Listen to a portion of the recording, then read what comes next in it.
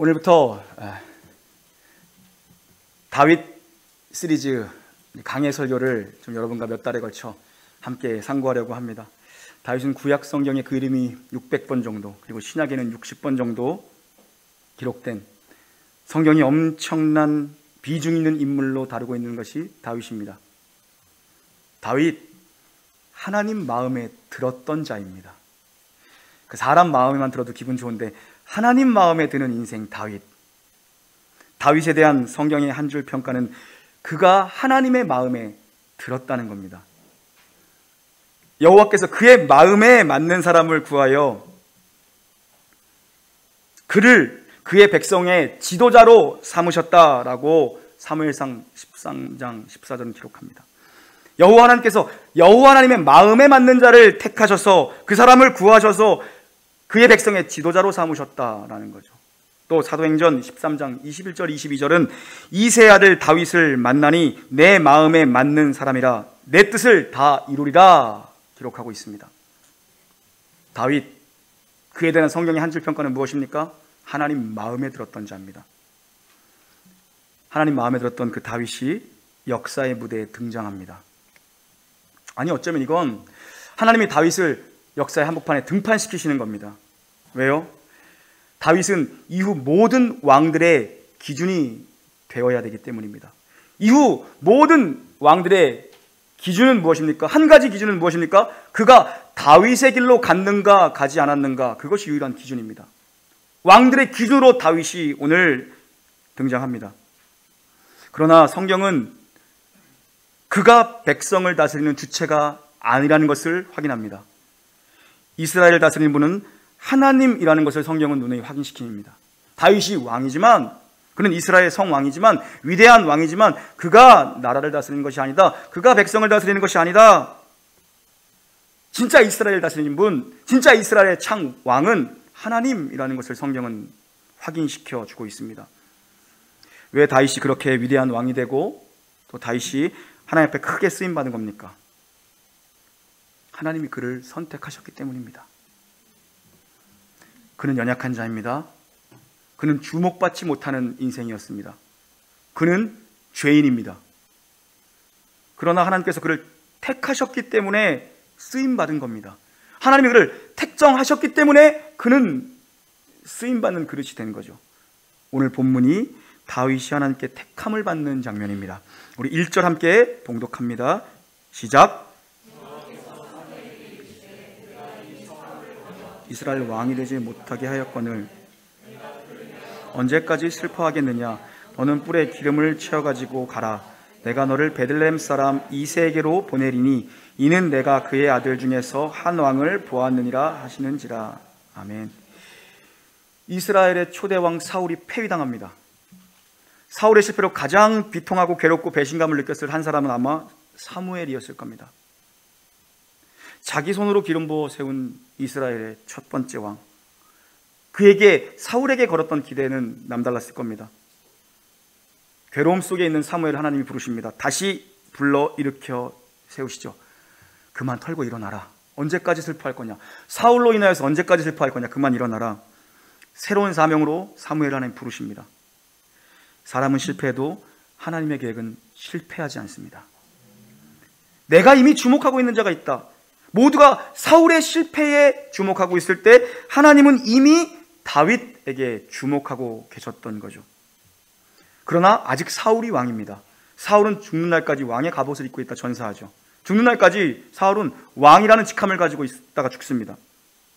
무슨 말입니까? 사람 눈에는 사울이 다스리는 것 같지만 그게 아니라는 거예요. 우리가 너무 자리에 연연할 필요 없는 것 같습니다. 우리는 선한 영향력을 가진 자가 돼야지. 너무 자리에 앉아서 자리만 차지하고 있는 사람이 얼마나 많습니까? 영향력 없이.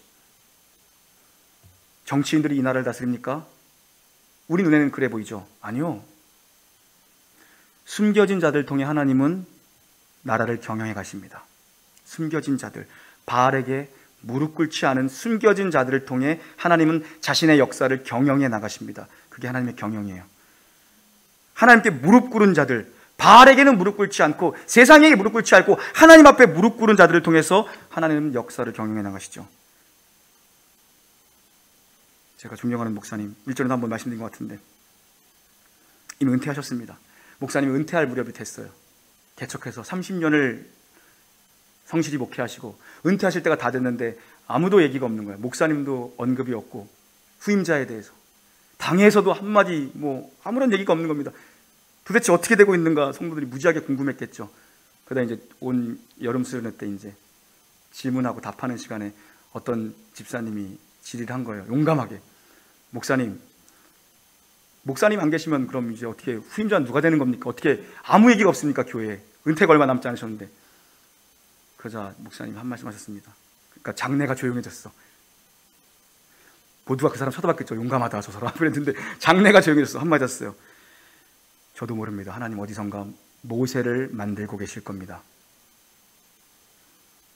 저는 그거 듣고 무지하게 감동받았는데 여러분은 감동이 안 되나 보네요. 하나님 지금도 어디에선가 모세를 만들고 계시는 거고, 지금도 하나님은 어디에선가 다윗에게 주목하고 계시죠. 하나님의 눈에는 이미 다윗이 왕입니다. 사람 눈은 사울이 왕이라 휘젓고 다니는 것 같지만 아니라는 거예요. 하나님의 눈은 이미 다윗이 왕입니다. 그리고 그 다윗 역시도 다윗이 역사를 주관하는 것이 아니라 이스라엘의 역사를 정말 주관하시는 분, 백성을 다스리는 자가 누구냐? 보이지 않는 왕, 바로 하나님이 이스라엘의 참 주권자라는 것을 우리는 다윗의 생애를 통해서 확인하게 될 겁니다. 2절 3절 함께 봉독하시죠. 시작. 사무엘이 이르되 내가 어찌 갈 수 있으리이까?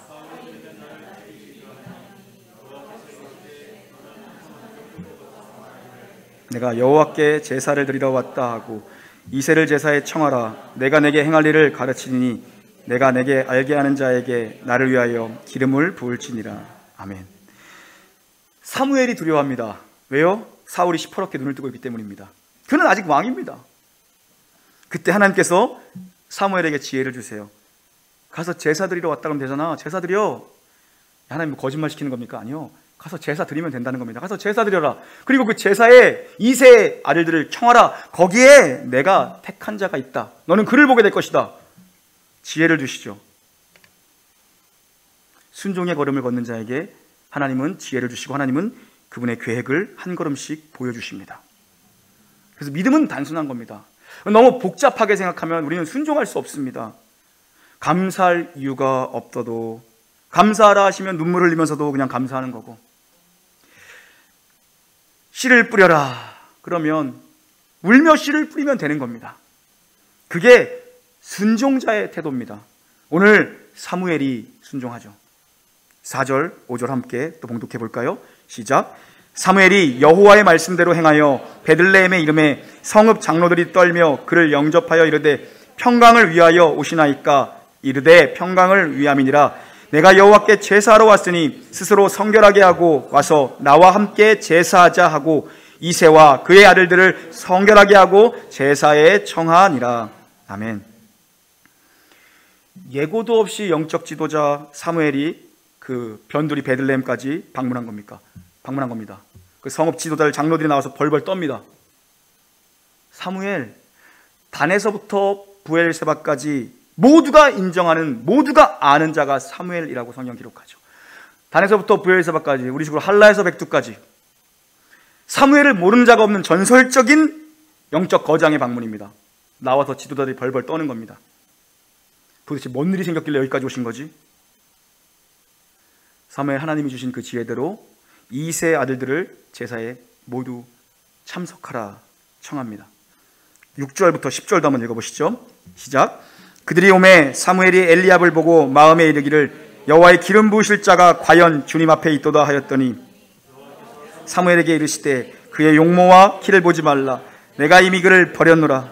내가 보는 것은 사람과 같지 아니하니 사람은 외모를 보거니와 나 여호와는 중심을 보느니라 하시더라.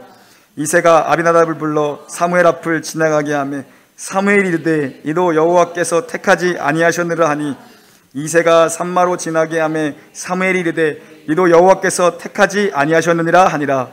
이새가 그의 아들 7을 다 사무엘 앞으로 지나가게 하나 사무엘이 이새에게 이르되 여호와께서 이들을 택하지 아니하셨느니라 하고. 아멘. 이새의 아들들이 줄지어서 한 명씩 사무엘 앞을 지나갑니다. 제사에 청함받은 이새의 아들 한 명씩 지나가는 겁니다. 사무엘이 이새의 장남 엘리압을 보고 이 사람이다 확신합니다. 왜요?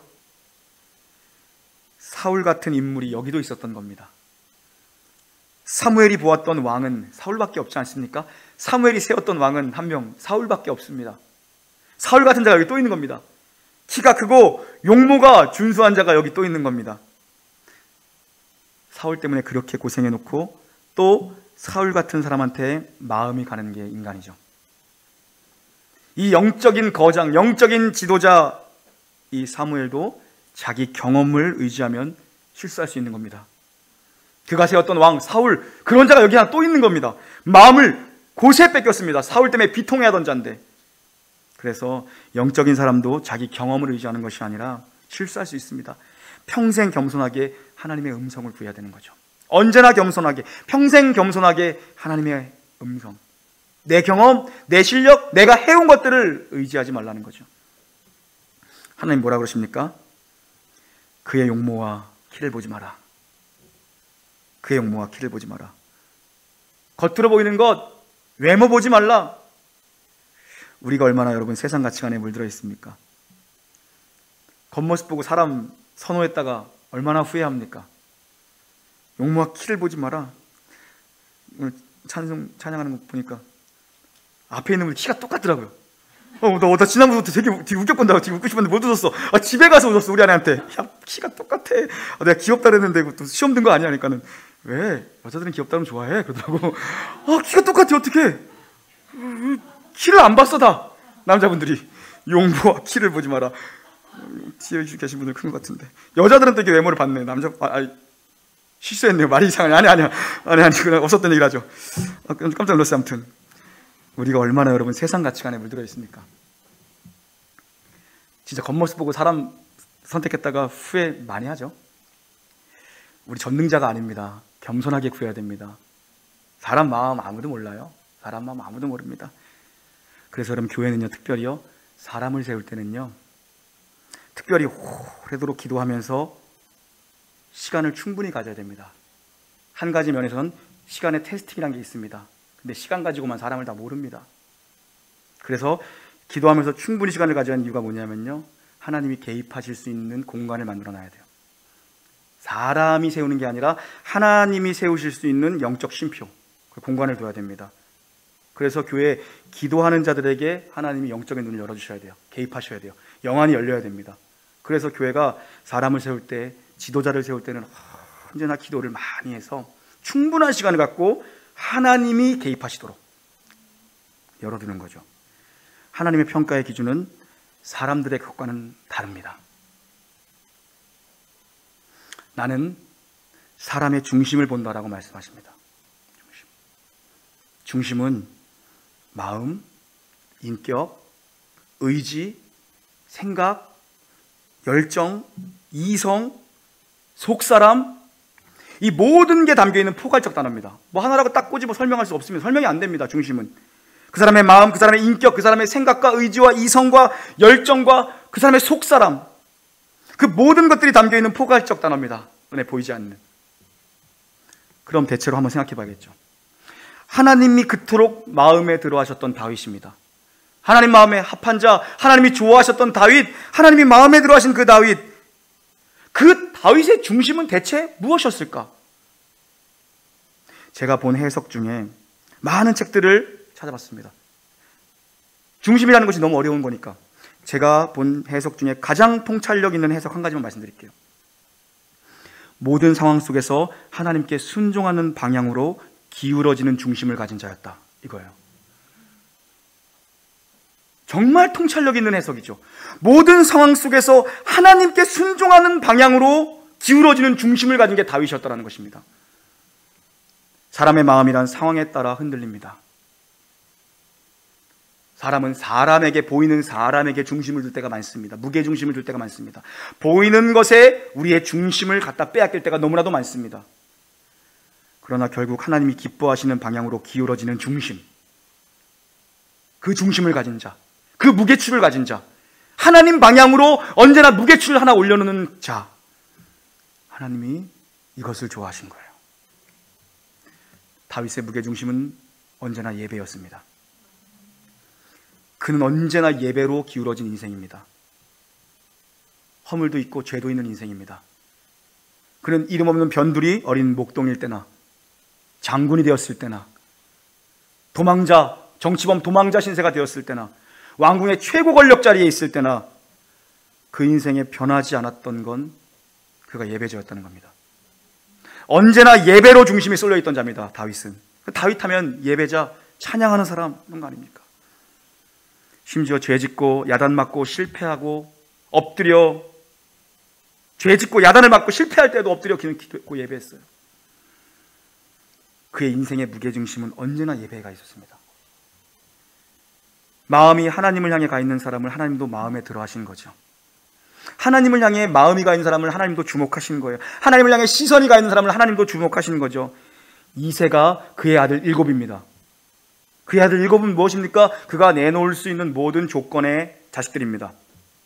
7명의 아들들, 이새가 가지고 있는 완벽해 보이는 조건들, 7 아들들을 내세울 만한 조건을 가진 아들들을 사무엘 앞으로 지나가게 했지만 여호와께서는 여기엔 택하신 이가 없다라고 말씀하시죠. 11절부터 13절입니다. 시작. 또 사무엘이 이새에게 이르되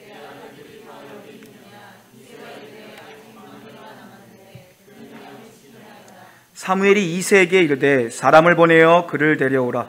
그가 여기 오기까지는 우리가 식사자리에 앉지 아니하겠노라. 이에 사람을 보내어 그를 데려오매 그의 빛이 붉고 눈이 빼어나고 여호와께서 이르시되 이가 그니 일어나 기름을 부으라 하시는지라. 사무엘이 기름 뿔병을 가져다가 그의 형제 중에서 그에게 부었더니 이날 이후로 다윗이 여호와의 영에 크게 감동되니라. 사무엘이 떠나서 라마로 가니라. 아멘. 사무엘이 이상한 거예요. 분명히 이새의 아들을 청하라. 그들 중에 내가 택한 자가 있다. 그를 보이겠다라고 하나님 말씀하셨는데 뭐 하나님 실수하신 건가? 뭡니까? 이새에게 너 아들 정말 이거밖에 없냐? 아들이 없느냐? 그러자 이새가 얘기하죠. 아직 막내 하나 있는데 걔는 양 지키는 애입니다. 이런 뉘앙스인 거죠. 걔 양 지키는 애입니다. 여기에 뭐 낄자가 아닙니다. 아버지 이새가 빼놓은 이름 다윗을 하늘 아버지가 찾아내시죠. 다윗은 주인공이 아니라 밀려난 인생이었습니다. 가정에서조차 형제들에게조차 그는 밀려난 인생이었습니다. 그는 들판에 광야에 들판에 홀로 남겨진 자였습니다. 다윗의 하나님은 누굽니까? 작은 자를 찾아내셔서 크게 쓰신 하나님입니다. 그분은 무릎 꿇지 않은 자들, 세상에 무릎 꿇지 않은 자들, 바알에게 무릎 꿇지 않은 자들을 찾아내셔서 그들로 하나님의 나라 역사를 주관해 가시는 분입니다. 약한 자를 강하게 쓰시는 하나님이시죠. 설교 준비하다 사무엘이 그를 보는 순간 그 찰나 아마 엘리압이 들어왔을 때 엘리압을 보는 순간 사무엘이 앉아있던 의자에서 한 반쯤 일어났지 않았을까? 저다 하면서 기름을 부으려고 실수할 뻔했어요. 다윗이 들어오는 순간 사무엘의 마음이 어땠을까? 그 순간 사무엘의 마음이 어땠을까? 아마 저는 묵상하기를 어렸을 때 자기 생각이 났을 것 같아요.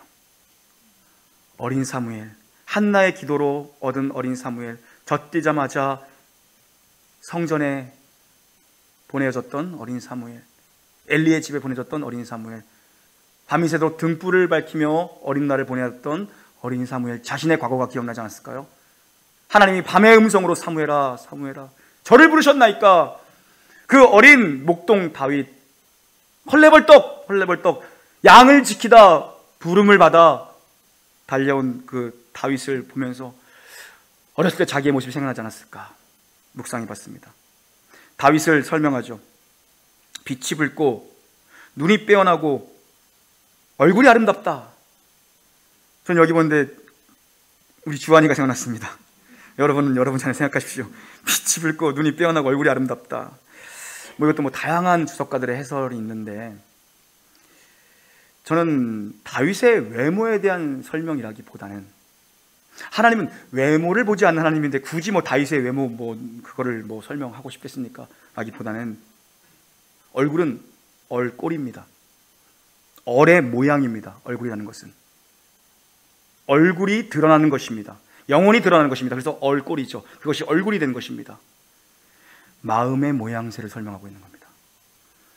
그의 중심이 아름다웠다. 그의 눈이 맑았다. 그의 중심이 맑았다. 그 마음의 상태가 외면으로 드러나는 거죠. 얼의 꼴로. 그의 얼이 얼굴로 꼴로 드러나는 것입니다. 중심이 맑았다. 중심이 아름다웠다. 라는 거죠. 굳이 외모를 보지 않는다라고 말씀하는데 다윗이 외모가 아름다웠다. 굳이 설명할 필요가 뭐 있겠습니까? 그의 내면의 상태가 그의 얼굴로 드러난 거죠. 마치 모세가 하나님의 영광의 광채를 마주하고 하나님의 임재 가운데 있다 나왔을 때 그의 얼굴에서 광채가 났던 것처럼 다윗에게서 특별한 비범한, 특별히 아름다운 눈, 특별히 총명한 눈이 그에게서 보였던 거죠. 이각은이 일어나 기름을 부으라. 사무엘이 들고 있던 기름불의 기름을 다윗에게 붓습니다. 기름 뿔병, 그거 나에게 안 부어지나 쳐다보고 있던 7평들이 아니라 그 위대한 영적 거장 사무엘 선지자가 이곳에 오셨다. 우리 집안을 찾으신다. 그럼 나 아니겠냐? 나 아니겠냐? 모두가 기대했겠죠. 나 장남 아니겠냐? 뭐야? 기름 부음 받는다? 왕이 된다는 거야? 선지자가 된다는 거야? 뭐가 된다는 거지? 그런데 그 형들이 아니라 양들과 함께 들판에 홀로 남겨져 있던 어린 다윗에게 하나님의 기름이 부어지죠. 이 사건이 그럼, 이 다윗의 부르심의 사건이 되게 집중해서 들으시네요. 집중해서 들으시네요. 김은영 집사님. 제가 설교를 잘하나 봐요. 재밌게 잘하나 봐요. 네. 전공이 내러티브 강의 설교입니다. 이야기식 설교가 전공입니다.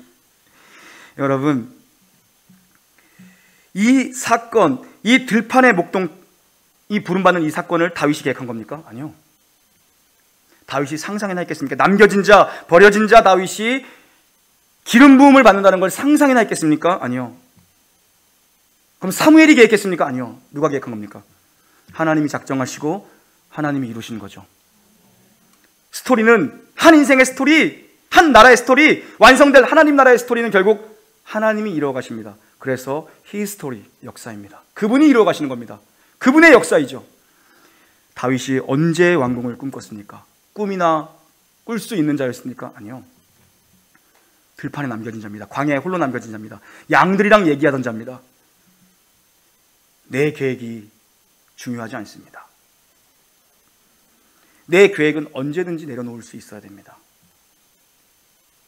다윗, 하나님 마음에 그토록 들었던 다윗, 하나님이 그렇게 좋아하셨던 다윗, 이렇게 많이 성경에서 다윗을 언급합니다. 왜요?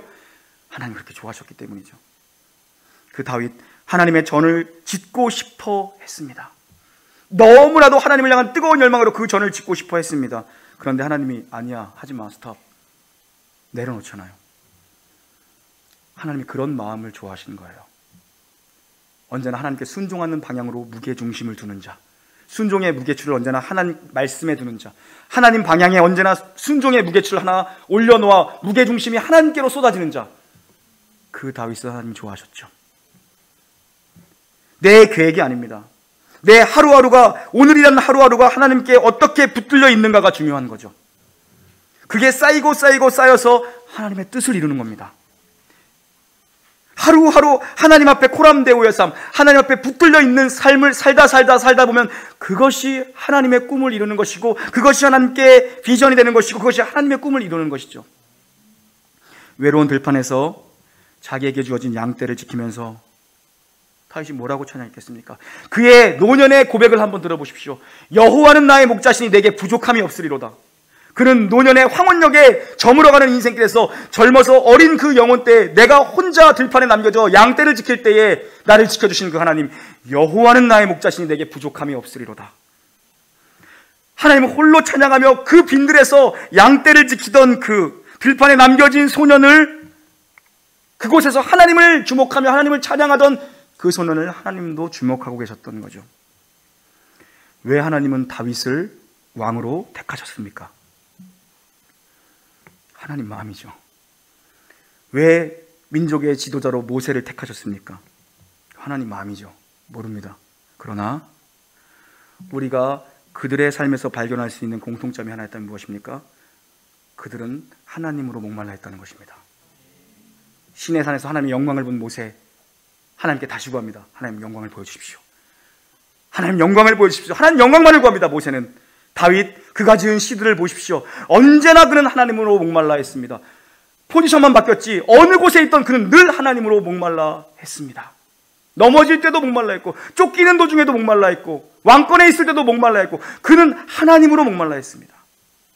내 부모는 나를 버릴지라도, 육신의 부모가 진짜 버린 건 아니겠죠. 하지만 나는 하나님으로 만족하는 인생을 살았습니다. 다윗은 목마른 영혼이었습니다. 평생 하나님을 갈망했어요. 하나님은 중심을 보신다라고 말씀하십니다. 어쩌면 우리는 겉모습을 보죠. 어쩌면 하나님만 중심을 보시는지 모릅니다. 인간은 다 보이는 거 보죠. 하나님만 중심을 보시는지도 모릅니다. 그런데 그것이 가장 중요한 거죠. 인생의 종국의 승패는 거기에 있지 않습니까? 하나님 마음에 들었는가? 이런 중심을 가진 자의 인생을 하나님 혼자 책임지도록 그냥 두시지 않는다라는 걸 우리는 다윗의 생애를 살펴보면 보게 되는 것입니다. 다윗 하면 뭐가 생각나는 겁니까? 하나님의 주권이 생각나는 겁니다. 왜 다윗의 이름이 그렇게 기록되어져 있는 것입니까? 그렇게 많이나 하나님의 주권이 무엇인지를 알려주시는 것이죠. 다윗의 생애 속에 일하시던 하나님 아버지, 이런 중심을 가진 자, 언제나 하나님께로 중심의 무게추가 하나 실려 있는 자를 하나님 좋아하시고, 그런 인생을 하나님 결코 혼자 두시지 않고 책임지신다는 것이죠. 그것을 우리는 다윗의 생애를 통해 확인하게 되는 거죠. 여러분 인생의 무게중심, 그 추 하나가 언제나 하나님께로, 말씀으로 그 무게중심 하나가 언제나 올려져 있어서 여러분의 인생의 중심이 늘 하나님께 순종하는 방향으로 기울어지기를 해서 여러분 모두 하나님 마음에 드는 인생 사시기를, 하나님 여러분 보고 좋아하는 인생 사시기를 주님의 이름으로 간절히 축원합니다. 아멘. 하나님 아버지 감사하고 또 감사드립니다. 광야 같은 인생에 방황하는 저희들, 남겨진 자 같은 저희들, 버려진 자 같은 저희들, 하나님 임의하시고 찾아오셔서 우리를 불러주시고 우리를 택정하여 세워주심에 감사를 드립니다. 언제나 하나님 방향으로, 인생의 무게추 하나가 항상 하나님께 순종하는 방향으로 무게중심이, 삶의 중심이, 마음의 중심이 쏟아질 수 있도록 은혜를 내려 주시옵소서. 하나님, 사람 마음보다 하나님 마음에 정말 들고 싶은 목사가 되고 싶고 교회가 되고 싶고 우리 성도들의 인생이 되고 싶습니다. 우리 성도들 모두에게 하나님 마음에, 하나님을 향해 순종의 무게추를 달 수 있는 믿음 허락하여 주시옵소서. 그렇게 행하실 주님을 찬양하며 우리 구주 예수님의 이름으로 감사기 돌리옵나이다. 아멘.